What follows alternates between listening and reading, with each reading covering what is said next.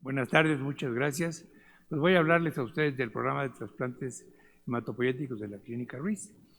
El doctor Gómez Almaguer y un servidor fuimos compañeros de entrenamiento en el Hospital de Nutrición, más o menos en esa época. Cuando yo terminé de hacer hematología en el Hospital de Nutrición, me fui a la Clínica Mayo y ahí tuve ocasión de conocer a varios personajes de la hematología.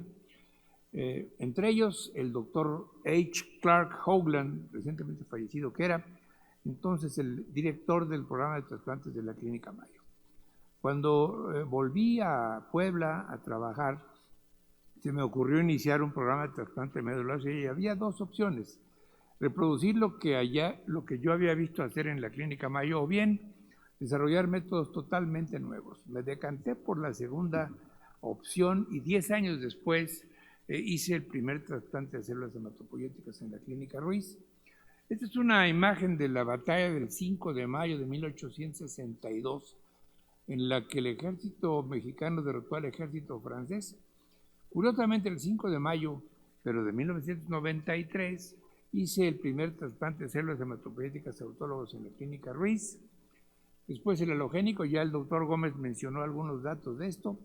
El primer trasplante de intensidad reducida, y para el 5 de mayo, pero de 2019, ya habíamos hecho 1000 trasplantes de células hematopoyéticas. Esta fue la publicación inicial que hicimos en 1993 del primer trasplante de células hematopoyéticas autólogas hechas en la Clínica Ruiz. Para marzo de 2025, como ya mostró el doctor Ruiz Delgado, estos son nuestros números: 2.225 trasplantes, de los cuales 1.958 son autólogos y 268 son halogénicos. El doctor Ruiz Delgado ya mostró esta imagen de la curva de distribución de frecuencias acumuladas desde que comenzamos en 1993 hasta marzo de 2025 recientemente, en donde es claro que estamos haciendo más trasplantes autólogos que halogénicos. La indicación número 1 de los trasplantes autólogos es esclerosis múltiple, y estas cifras, en comparación con lo que pasa en el resto del país, pues son interesantes. Esta gráfica resume un poco lo que el doctor Gómez Almaguer señaló en relación a los trasplantes de células hematopoyéticas. El primer trasplante se hizo en Estados Unidos en 1956. Miren ustedes cómo en 1960 el doctor Gómez Leal, papá de David, hizo en Monterrey el primer trasplante de células hematopoyéticas, y ahí está la cronología de las acciones trascendentes en la historia de los trasplantes en la Clínica Ruiz. Se señalaron ya algunos datos de cómo compara nuestra experiencia con lo que está pasando en el resto del país. Y algo que también es interesante es que entre esta primer publicación del trasplante número 1 en Puebla en 1993 y esta que es la última, hemos llevado a cabo 180 publicaciones, lo cual pues nos ha mantenido bastante ocupados.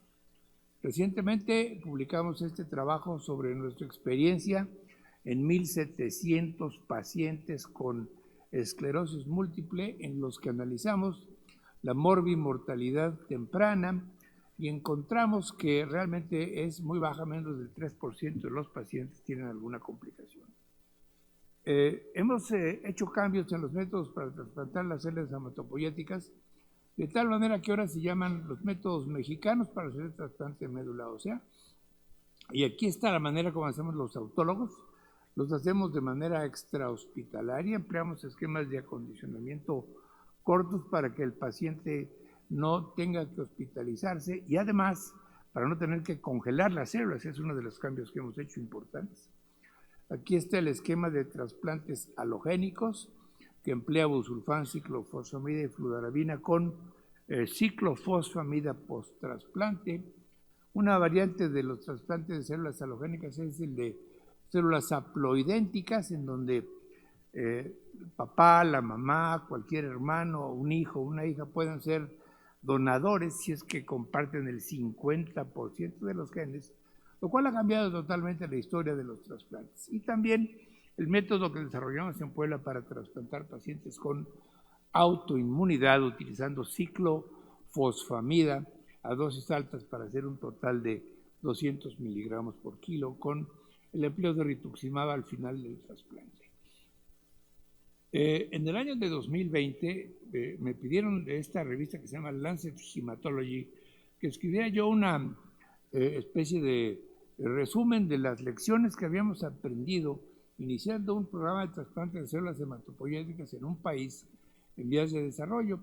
Y entonces publiqué esto en donde señalaba yo que a mí me parecía importante comenzar haciendo trasplantes autólogos, empleando tratamientos extrahospitalarios, no congelar las células, no tener al paciente en el hospital, hacerlo de manera hospitalaria, hacer luego enfermedades autoinmunes una vez que adquiere una experiencia haciendo los autólogos en mieloma, posteriormente comenzar a hacer los trasplantes de células halogénicas también fuera del hospital, no emplear células congeladas, no exigir que en los hospitales haya cuartos de flujo laminar o de presión positiva para iniciar el programa de trasplantes, no meterse en el camino de trasplantar células de cordón, ese camino está ya prácticamente cerrado, utilizar drogas genéricas y de esta manera hacer el método de trasplantar la médula ósea más accesible a un mayor número de pacientes. Junto con el doctor Gómez Almaguer y su grupo de trabajo hicimos esta publicación sobre una revisión de cómo hacer los trasplantes de células hematopoyéticas halogénicas fuera del hospital y sobre todo en situaciones de economías desfavorables en donde hay que hacer una serie de cambios para que se pueda llevar a cabo esto. Recientemente publicamos esta experiencia de 1,700 pacientes con enfermedades autoinmunes a los cuales les habíamos hecho trasplantes de células hematopoyéticas autólogas y ahora que ya tenemos 1,779 pacientes con esclerosis múltiple trasplantados, puedo decirle a ustedes que la mayoría de ellos vienen de Estados Unidos, algunos de Inglaterra, pocos de México, porque aquí en México es infrecuente la esclerosis múltiple, y que los resultados son más o menos como muestra la diapositiva, con un índice de respuesta favorable al trasplante del orden del 80%. Los resultados son mejores en la variante recurrente remitente de la esclerosis múltiple, pero también se observan en la primaria progresiva y en la secundaria progresiva.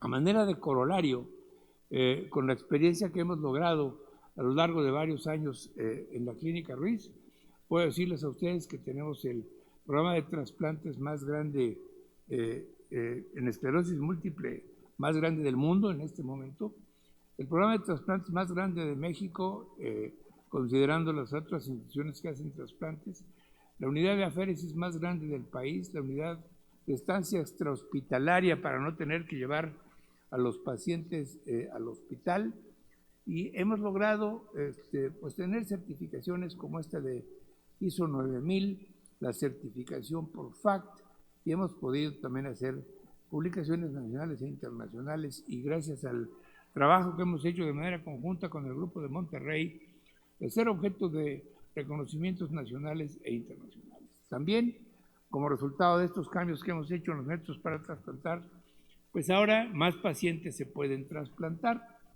En consecuencia, más pacientes se curan, más trabajos se publican. Pensamos que hemos incidido en una mejor educación médica, hemos también contribuido tal vez a una mejor atención médica, por lo menos en los padecimientos en los que hemos llevado a cabo los trasplantes, y México ya se está haciendo más visible en el mundo de los trasplantes. Les comentaba yo a ustedes que recientemente obtuvimos esta certificación del FACT, voy a hablar con más detalle posteriormente de esto, y junto con el doctor Gómez Almaguer, el centro el CIBMTR, el Centro para Investigación de Trasplante de Médula Ósea y Células Periféricas, nos dio este reconocimiento de servicio distinguido, del cual estamos muy orgullosos, y también la Sociedad Americana de Trasplante de Médula Ósea nos invitó como profesores para hablar de la manera como hacemos nosotros los trasplantes en enfermedades autoinmunes, lo cual ha cambiado la el abordaje terapéutico de los pacientes con este tipo de padecimientos. Sin embargo, esto es lo que en este momento yo pienso de lo que les acabo de mostrar, pero debo admitir que quizá haya enemigo de mis opiniones, ya que yo mismo, si espero un rato, puedo ser también enemigo de mis propias opiniones. Una fotografía de mi familia a la que le dedico esta presentación y a la que siempre le he estado muy agradecido por el apoyo que he recibido para poder involucrarme en labores de este tipo. Y finalmente agradezco a todos los aquí presentes su atención y su paciencia. Muchas gracias.